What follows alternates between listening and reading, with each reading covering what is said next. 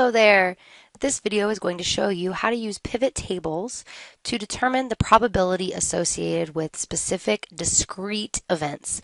So remember, discrete data is data that isn't truly numerical, or it is numerical and it is fixed to whole countable numbers. There's no fractions or decimals present. So in this data, we're going to be looking at different generations and their communication preferences. Both variables are discrete, so they're appropriate for the types of analyses that we're looking at. So for the first time in history, there's 4 generations in the workplace. The workforce is comprised of the silent generation, or traditionalist, and that's people that were born between 1922 and 1943, and that makes up about 7.5% of the workforce.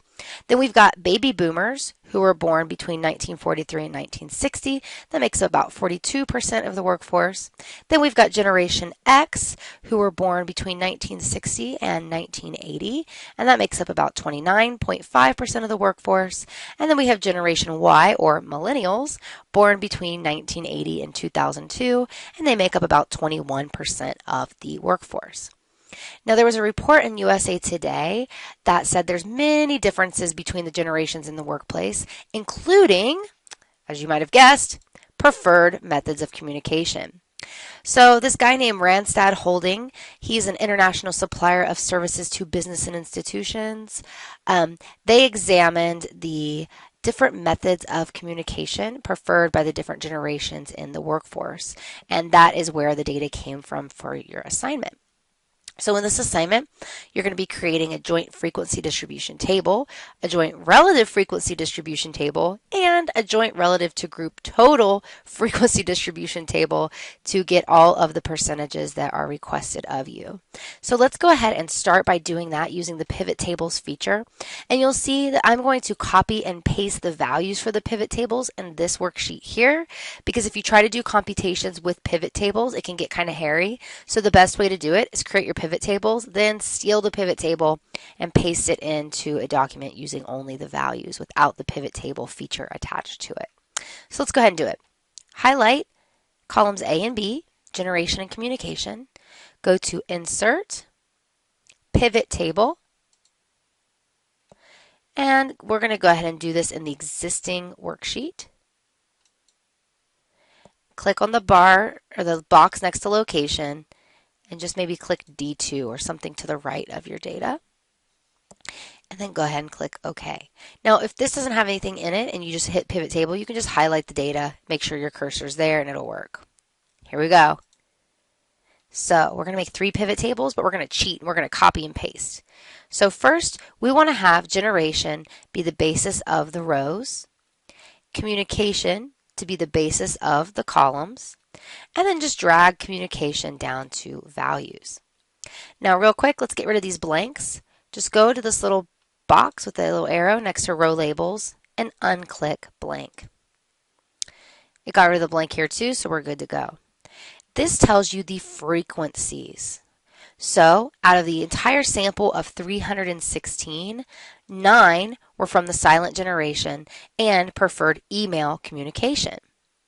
Also, if we look at the grand totals here and here, we know that 57 out of 316 were from the silent generation, 99 out of 316 were baby boomers, 93 out of 316 were Gen X, and 67 out of 316 were Gen Y in this data.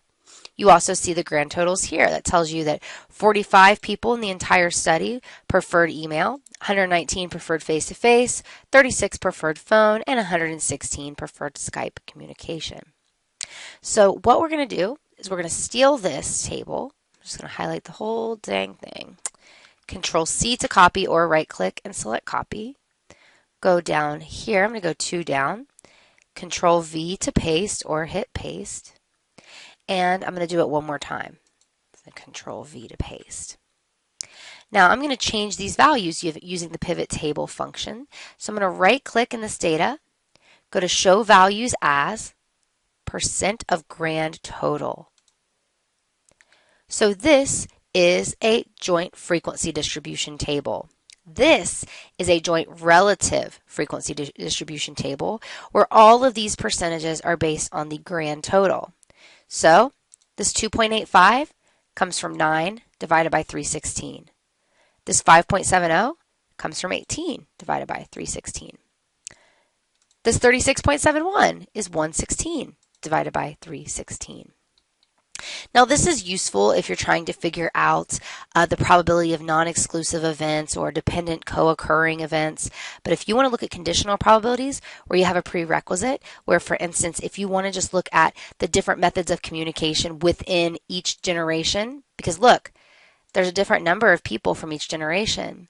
So maybe it's not that silent generation doesn't prefer face-to-face more than other groups. It's that there's fewer people in the silent generation in total. So we're going to create a joint relative to group total frequency distribution table based on the groups of generation. So we're going to right-click, show values as, percent of row total, because the rows are the basis of the generations. Now you'll see these are 100%, right? So out of all the people in the silent generation, actually 50.8% prefer, in the silent generation, prefer face-to-face. You see that's much larger than this because now we're just looking within those 57 people from the silent generation to get these values. So this 15.79 is 9 divided by 57. And this 50.88 is 29 divided by 57. Of course, multiply by 100 to make it a percent. All right, so now let's go ahead and steal these. So you want to highlight all of these tables. Control C to copy. See the happy dancing line.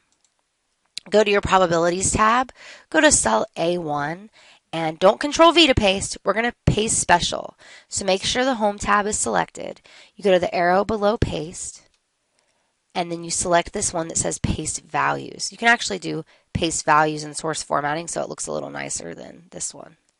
So do this one, click it, and we're going to actually make some tweaks to this that you aren't able to do if it's in pivot tables. Because when you do your technical report, you need to know how to make your tables look good.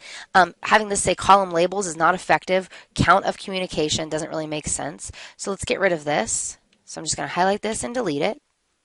I'm going to highlight everything above email to grand total. Under the home tab, go to merge and center. And I'm going to label this preferred method of communication. And I'm going to make it bold. So bold, preferred method of communication. Okay. For row labels, I'm going to make that bold, but row labels doesn't tell me anything. I'm going to change this to generation. All right. Real quick, I'm going to make sure I didn't make any spelling errors with F7. We're good to go. Sweet. Okay, now I'm going to steal this. I'm going to get rid of these right here for each table. Preferred method of communication. And then here, preferred method of communication. Control C to copy. Replace row labels with generation. Now let's be more specific here. For this one, these are obvious. So preferred method of communication, maybe put out of entire sample. Okay. Maybe make this a little bit bigger so it'll fit. Or not. Well, that didn't help anything. Maybe I'll just do it manually. There we go. Just couldn't take it. Now this one, preferred method of communication within each generation. This is important because if somebody's looking at those percentages, they may not fully understand why these all say 100, why these are so different. This is telling them that we're looking at each generation separately within itself. Also, go ahead and highlight all these columns and center your text. It looks nicer that way. Now, if you were to put this into a Word document, you could just copy this, paste it into Word, play with the design table tools, and make it look however you like. Okay, so now I'm comfortable with my tables here, and now we need to figure out all of these relative frequencies, all of these percentages. Now, using these tables, this one and this one with the percentages already in it, is going to make your life easier. But I also want to show you how you would figure these out based on the frequencies, just so that you understand where the formulas are coming from and you're not just trusting Excel. All right, so the first thing we want to know, percent from each generation. And this is in the same order that's presented over here. So for this one, real simple, go to the relative frequency distribution table, highlight those values, Control C to copy, go over here, Control V to paste. Now let's look at the percent based on the frequencies. How do we get those numbers? Okay, so if we look at based on the frequencies, the way that we figured out the total number from the silent generation, let's scooch over here, right? Silent, boomer, Gen X, Gen Y, is we took this grand total and divided by this, or sorry, this grand total for silent and then this grand total for the whole study. So here we're going to put equals 57 divided by 316. And actually, if we do it this way, let's do it again, equals 57 divided by, highlight the 316, hit F4 to lock it in so that if we click and drag the formula down, it'll keep that 316 for every single row. Now, if we click on this, get the little black plus sign at the bottom right, drag down, or alternately, highlight down, fill down.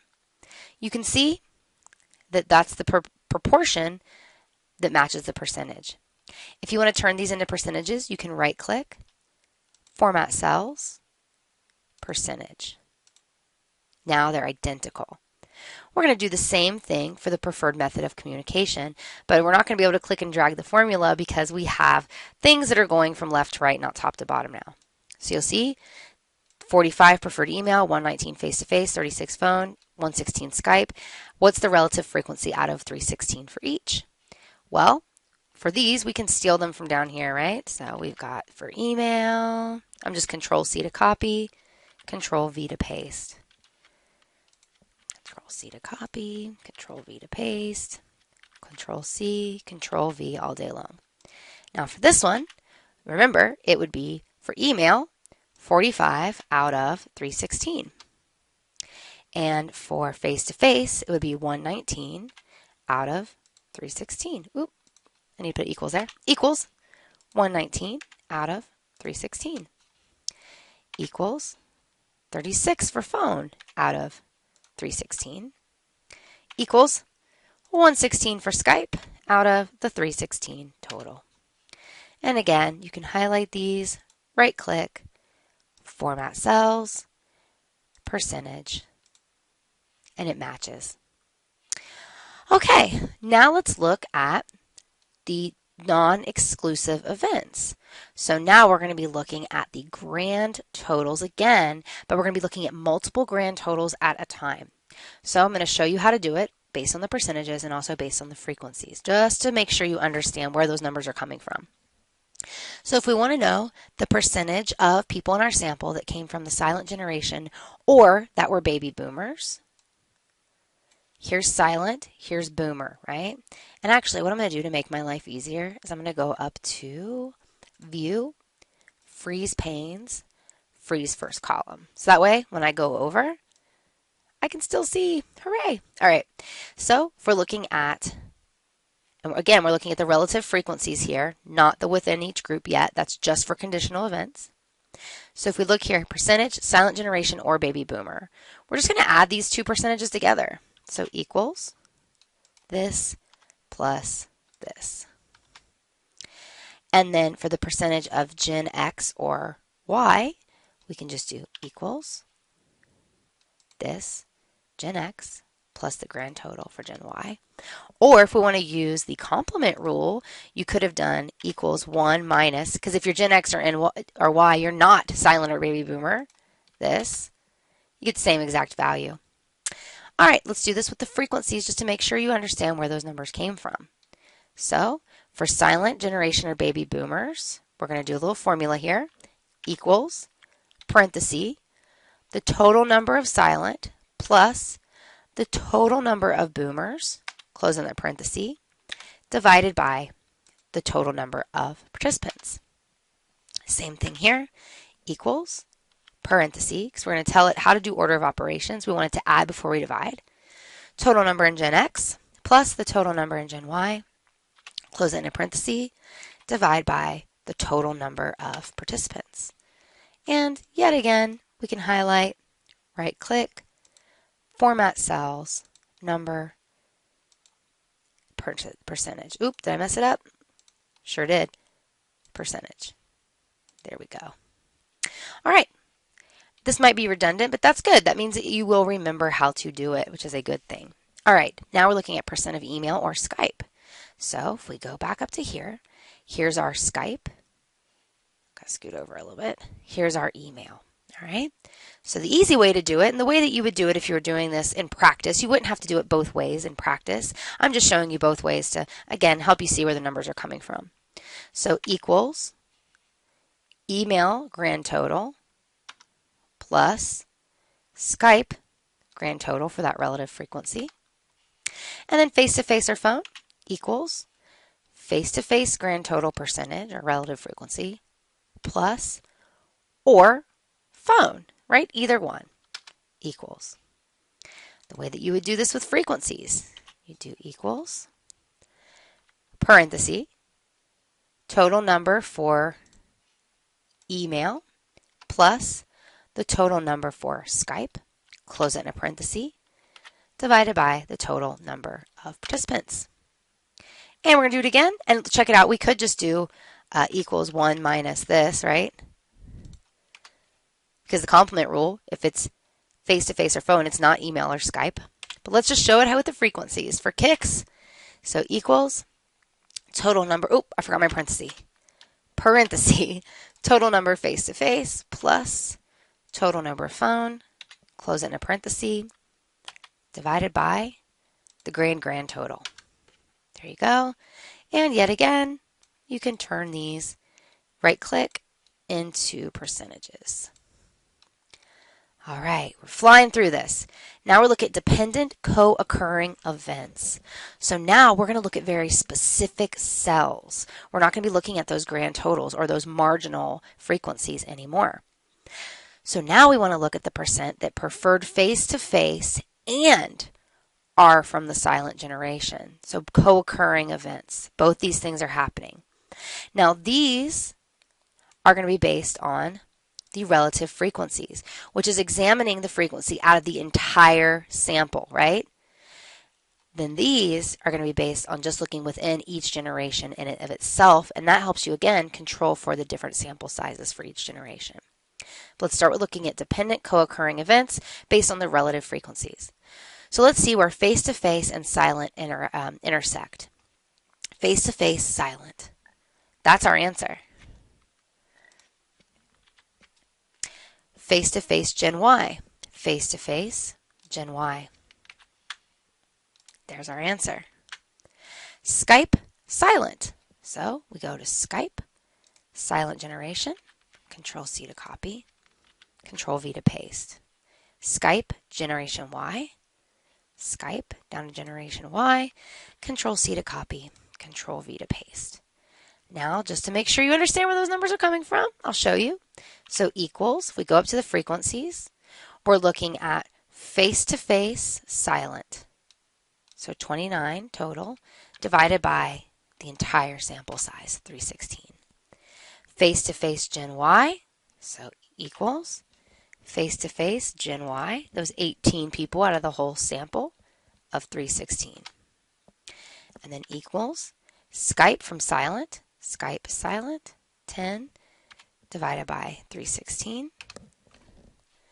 And then finally, equals, Skype Gen Y divided by the 316.